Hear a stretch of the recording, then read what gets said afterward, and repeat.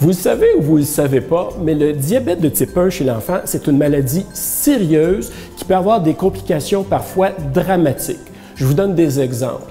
L'enfant peut, à un moment donné, faire une chute de sucre, mais une chute tellement importante qu'il va tomber comateux ou même va faire une convulsion. Et ça, c'est paniquant.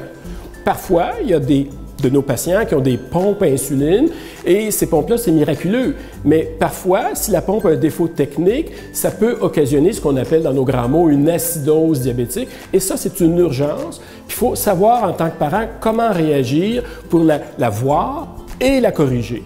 Une de mes responsabilités ultimes, c'est le centre de simulation mère-enfant. Ce centre-là, qui est situé ici au 6e étage, et il a amené son lot d'innovations. Une des plus marquantes, je pense, par la tangente qu'elle a prise, c'est ce programme développé par l'équipe qui a gagné ce soir, qui s'adresse directement à des patients, à des parents d'enfants qui ont une pathologie sérieuse, c'est-à-dire le diabète.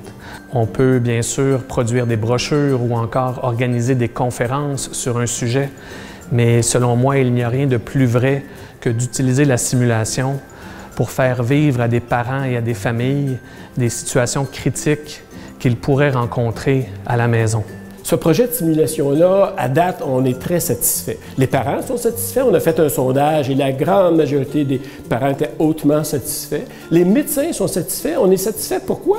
Parce qu'on a même appris des choses. On a vu, même si c'était des mannequins, les parents en tremblaient tellement qu'ils étaient nerveux. Puis on a vu leur réaction, puis on comprend mieux comment ils interagissent lors de ces situations difficiles. Alexis a le diabète depuis, je dirais, un peu plus d'1 an.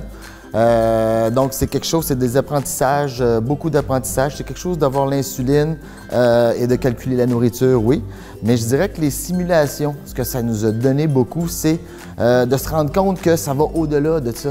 Qu'il peut y avoir des complications avec le diabète, puis de savoir, de les vivre un peu dans les simulations, bien, ça va nous obliger à être conscientisés puis de se dire, bien, il faut que j'apprenne, puis il faut que j'en connaisse le plus possible, je dirais, sur le diabète pour être capable de bien réagir puis de l'aider s'il arrive quelque chose. L'équipe de Sandra Veillette, avec toute son interdisciplinarité, a réussi, malgré de minces obstacles, à très bien faire rayonner ce projet qui s'adresse directement à notre clientèle dans un bon transfert de connaissances qui va perdurer à travers le temps.